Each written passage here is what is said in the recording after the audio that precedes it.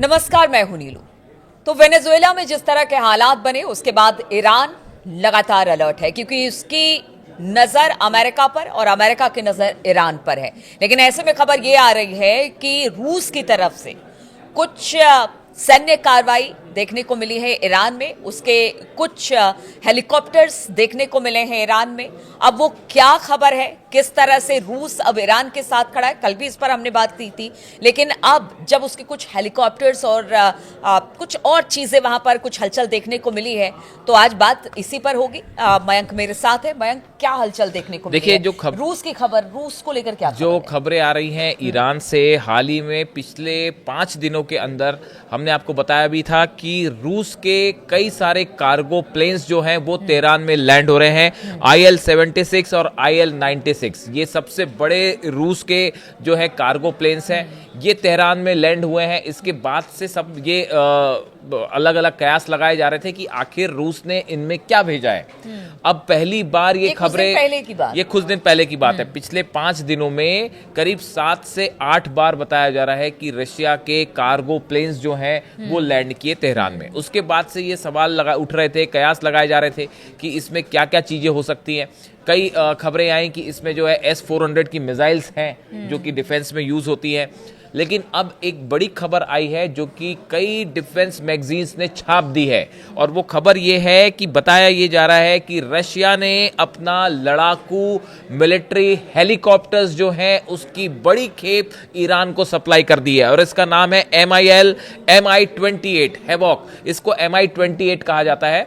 Havoc जो helicopter है रूस का, ये लड़ाकू हेलीकॉप्टर है। जो अमेरिका के अपाचे जो हेलीकॉप्टर है बिल्कुल उसी की कैटेगरी का हेलीकॉप्टर है। और बड़ी संख्या में इन कार्गो प्लेन्स के जरिए ईरान को रूस ने अपने लड़ाकू जो हेलीकॉप्टर्स हैं वो पहुंचाए। देखिए, जो खबरें छपी हैं मैं उन्हीं में से एक को कोट कर रहा हूं। Defence observers increasingly assess that the recent pattern of repeated Russian heavy cargo flights into Iran is not coincidental. वो ये कह रहे हैं कि लगातार जो कार्गो प्लेन्स आ रहे थे रूस के, ये कोई कोइंसिडेंस नहीं था, but instead reflects a deliberate logistic effort linked to the airlift of Mi-28 Havoc attack helicopter purchased by Tehran. बताया जा रहा है कि तेहरान ने एक बड़ी डील की रूस के साथ हेलीकॉप्टर्स के लिए, लड़ाकू हेलीकॉप्टर्स के लिए, और अब वो खेप जो है इस तनाव के बीच रूस ने ईरान को सप्लाई कर दी है। इस तरह की खबरें छपने लगी हैं। मैंने आपको जो लाइंस पढ़ के बताई, ये एक डिफेंस एनालिस्ट मैगजीन है, उसमें ये खबरें छपी हुई है। देखिए, कुछ समय पहले ईरान के जो डिप्टी डिफेंस सेक्रेटरी हैं, डिफेंस मिनिस्टर हैं ब्रिगेडियर जनरल महादी फराही, इनकी तरफ से ये बयान आया था कि हमने जो है उन्होंने एग्जैक्ट जो बयान दिया था वो मैं आपको बताता हूं। Plans have been finalised for Sukhoi 35 fighter jets, Mi-28 attack helicopters and YAK 130 jet trainers, YAK 130 jet trainers की बड़ी डील ईरान ने रूस के साथ की है। इस तरह का उनका बयान आया था। उसके बाद ये सवाल उठ रहे थे कि भाई ये चीजें कब तक सप्लाई होंगी। इसमें सुखोई 35 को लेकर, जेट्स को लेकर अब भी सस्पेंस बना हुआ है। लेकिन साथ में ये भी खबरें हैं कि ईरान में, तेहरान के आसमान में कई बार सुखोई 35 जेट्स देखे जा चुके हैं। जिसके बाद ये कह रहे हैं डिफेंस एक्सपर्ट्स कि भाई रूस ने जो है Su-35 जेट्स जो है वो ऑलरेडी तेहरान को सप्लाई कर दिए हैं, ईरान को सप्लाई कर दिए हैं। इस बारे में दोनों देश अभी कुछ नहीं कहना चाहते।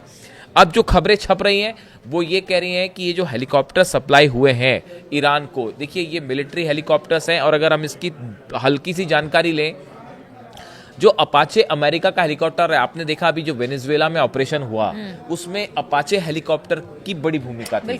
जो वेनेजुएला में जिस तरह से अमेरिकन सोल्जर्स गए और अटैक किया, अमेरिका के जितने बड़े ऑपरेशंस होते हैं, चाहे वो अफगानिस्तान में रहा हो, चाहे वो ईरान के खिलाफ जो ऑपरेशंस है वो रहे हो, इसके अलावा भी जो भी ऑपरेशंस हुए वियतनाम में भी, सब जगह अमेरिका ने अपाचे हेलीकॉप्टर्स का इस्तेमाल किया।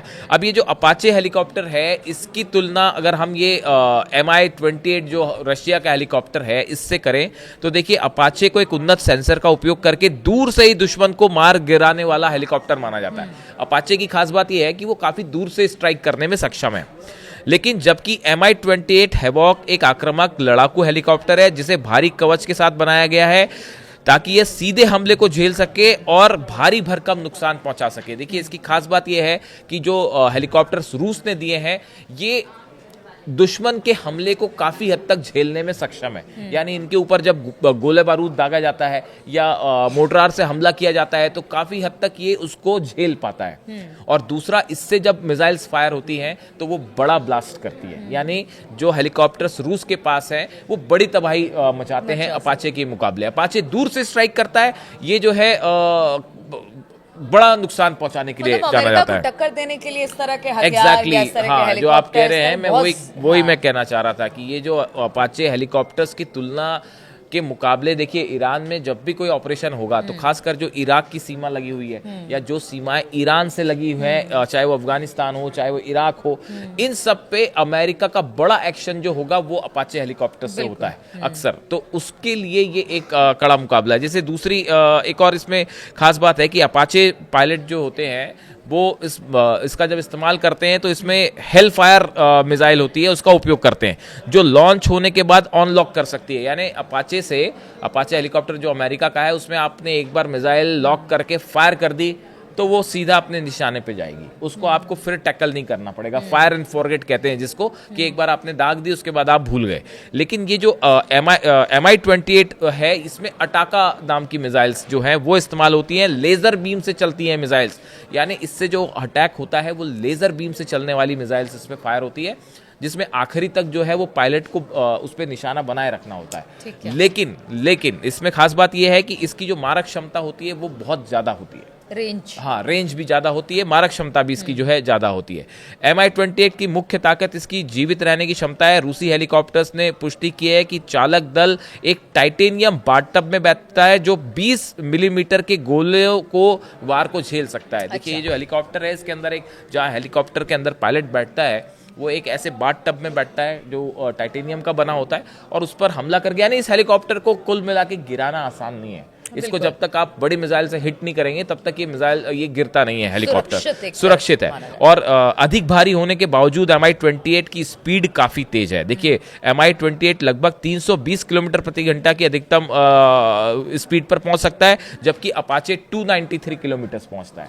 यानी इस मामले में भी रशिया का हेलीकॉप्टर बेटर है। तो देखिए ये असल में ये हमने आपको फीचर इसलिए बताए, इस समय ईरान में एक एक चीज के लिए जो है वो बड़ा बारीकी से काम हो रहा है, चाहे वो डिफेंस से जुड़ी मिसाइल्स हो, डिफेंस सिस्टम हो, चाहे वो मिसाइल्स की रेंज बढ़ानी हो, चाहे वो नेवी हो, नेवी से जुड़े जितने मिसाइल्स फायर करने हैं वो कैसे हो सकते हैं। ऐसे हर सेक्टर में तेजी से काम हो रहा है कि अगर जंग होती है तो इस बार ईरान का डिफेंस मजबूत रहे। और ऐसे हालात में ये हेलीकॉप्टर्स बड़ी भूमिका निभा सकता है उन एरियाज में जो कि जुड़े हुए हैं, सीमा से जुड़े हुए हैं। तो ऐसे में अब ये खबरें छपनी शुरू हो गई हैं कि जो कार्गो प्लेन्स आए थे रूस के या लगातार पहुंच रहे हैं, उन कार्गो प्लेन्स के जरिए रूस ने अपना MI-28 हेलीकॉप्टर्स पहुंचाए। रूस अगर ईरान के साथ खड़ा है और उसको हथियार सप्लाई कर रहा है या हेलीकॉप्टर दे रहा है जो एकदम न्यू जनरेशन के हैं, तो इसमें कहीं ना कहीं रूस या फिर चीन उनका भी हित है। क्योंकि देखिए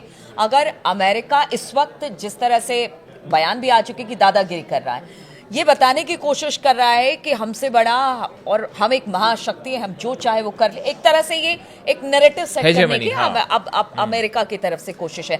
तो इसमें कहीं ना कहीं हित रूस भी और चीन भी देख रहा है कि अगर अमेरिका को आगे बढ़ने से रोकना है, इस तरह की मनमानी से रोकना है, तो फिर साथ देना पड़ेगा। मिडिल ईस्ट में अगर अब ईरान पर हमला होता है और अगर ईरान पे हमले के दौरान रूस और चीन साथ नहीं खड़े होते हैं तो ये रूस और चाइना के लिए एक बहुत बड़ा झटका साबित हो जाएगा। इस पूरे इलाके में अमेरिका का प्रभाव तेजी से बढ़ जाएगा। ये बात रूस अच्छी तरह समझ चुका है, ये बात चाइना अच्छी तरह समझ चुका है। नॉर्थ कोरिया तो हमेशा तैयार ही रहता है, वो एक अलग कैटेगरी है, वो बात कम करते हैं, मिसाइल ज्यादा दागते हैं, तो इस चक्कर में नहीं पड़ता नॉर्थ कोरिया की जो है वो ज्यादा टॉक्स की जाए। वो तो जब भी उसको जवाब देना होता है सीधा मिसाइल जो है अपना टेस्ट कर देता है। देखिए रूस और चीन जो है, अब ये पूरा मामला जो वेनेजुएला से शुरू हुआ है, देखिए बताया जा रहा है कि अभी कई और देश जो हैं वो ट्रंप के निशाने पे हैं। जिस तरह की चर्चाएं चल रही हैं कि 6 देश ऐसे हैं जिस पर ट्रंप जो है वो निशाना साध सकते हैं।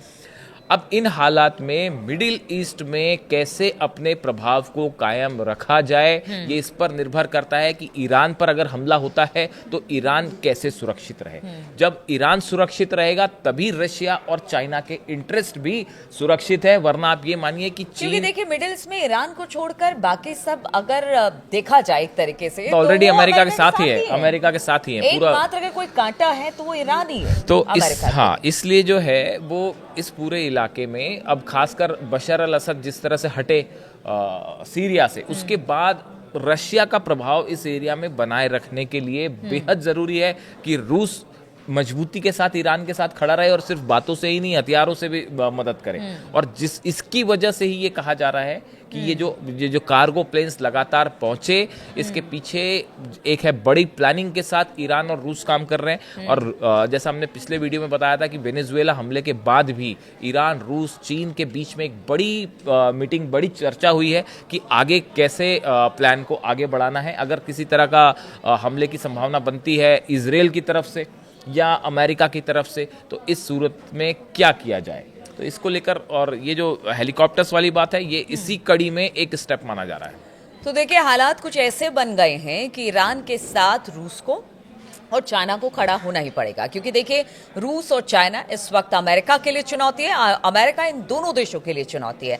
अब अगर पावर बैलेंस करना है तो आपको ईरान का साथ देना पड़ेगा, यानी हम चीन और रूस की बात कर रहे थे, क्योंकि अमेरिका ने तो अपना दबदबा दिखा दिया वेनेजुएला में जो कुछ उसने किया। अब आगे क्या होगा, किस तरह से ये पूरा मामला बढ़ेगा, इस पर लगातार हमारी नजर बनी रहेगी।